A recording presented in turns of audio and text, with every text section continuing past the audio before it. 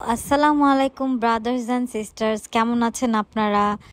এই কারফিউর কয়েকদিনে আপনাদের কিভাবে সময় কেটেছে তা তো আমি বলতে পারছি না, তবে আমার কেমন গিয়েছে তা এই ছোট্ট ভ্লগের মাধ্যমে দেখে নিন। বাচ্চাদের সময় কাটছে অফলাইন গেম খেলে অথবা অযথা মোচড়ামুচড়ি করে। নেট টেট সব যেহেতু অফ, তাই আগের দিনের যুগে যেভাবে আমরা রেডিও শুনতাম সেই রেডিওর দিনটি মনে আবার ফিরে পেলাম।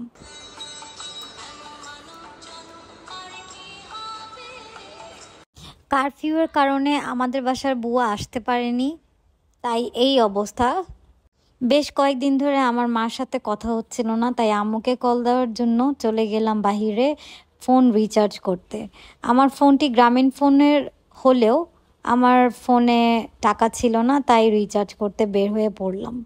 সব কিছু বন্ধ, সব কিছু ফাঁকা। বেশিরভাগ মানুষ বাড়ির ভিতরেই ছিল, শুধু 2-1জন হয়তো বের হয়েছে মেডিকেল কোনো সাপোর্টের জন্য। হাউজিংয়ের দোকানগুলো বেশ সামনে, তাই সামনে হাঁটতে হাঁটতে আমার সব কিছু দেখা হয়ে গেল যে কোনগুলো খোলা ছিল, আশেপাশে কি ছিল, কত মানুষ কি হচ্ছিল, এগুলা একটু এনভায়রনমেন্ট দেখতে দেখতে তারপরে সামনে এগোলাম।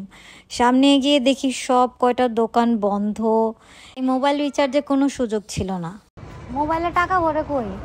টাকাটা ভরে এখানে বাংলা টু বন্ধ, এই যে বাংলা কখন খুলবে?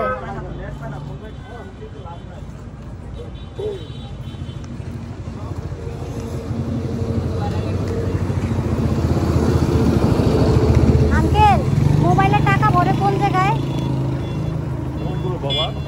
মোবাইলে টাকা ভরে না, সব বন্ধ।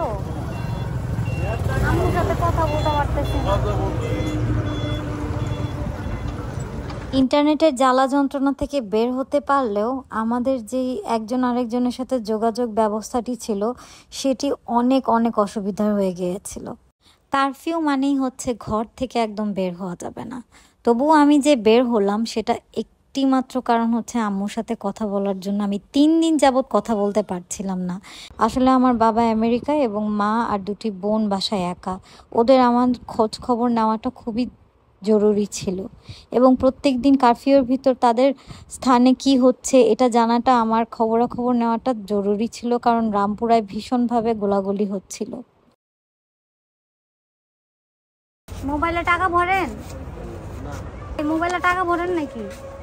হ্যাঁ, মোবাইলে নিজের মোবাইলে টাকা নাই। সবকিছু তন্ন তন্ন করে খুঁজেও না পেয়ে তারপরেই হতাশ হয়ে বাসায় ফিরতে হলো আমাকে। বাসায় এসে দেখি আমার স্টুডেন্টরা আমার জন্য অপেক্ষা করছে। জানালার ফাঁক দিয়ে উঁকি দিলেই দেখা যাচ্ছে সবাই ক্রিকেট খেলায় ব্যস্ত, কারো হাতেই সেই মুঠো ফোনটি নেই। এই সংঘর্ষের আগে আমরা কি জানতাম এই পাখিটিকে আমাদের বাসায় নিয়ে আসলে ওকে এভাবে আমাদের মরতে দেখতে হবে? 2টি লাভবার্ড কিনে এনেছিলাম। একটি লাভবার্ড ফ্যানের আঘাতে আহত হলো, আর আরেকটি লাভবার্ডকে সাথেই রাখা হয়েছিল যেন সে একটু সাহস পায়।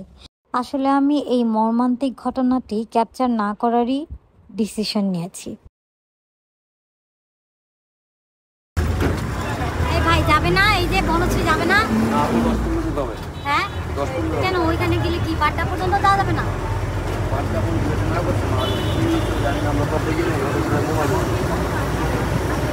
কারফিউ তো, হ্যাঁ। 2 দিন পরে আমার বোনের ফোন আসে যে আম্মু অনেক অসুস্থ হয়ে যায় এবং আমি গাড়ি নিয়ে যেতে পারিনি বলেই আমি বাসে উঠেছিলাম, এবং আমি বাসে উঠে গিয়ে দেখি কোনোভাবেই বাড্ডা পর্যন্ত যাওয়া গেল না। এটি না নেওয়ার কারণ হলো আমার হাজব্যান্ডের লাইসেন্স ছিল না। আমাকে আবার রিটার্ন বাস নিয়ে চলে আসতে হয়েছে আমার গন্তব্যস্থলে। এত শত বাধা পেরিয়ে ফাইনালি মোবাইলটা রিচার্জ করতে পারলাম।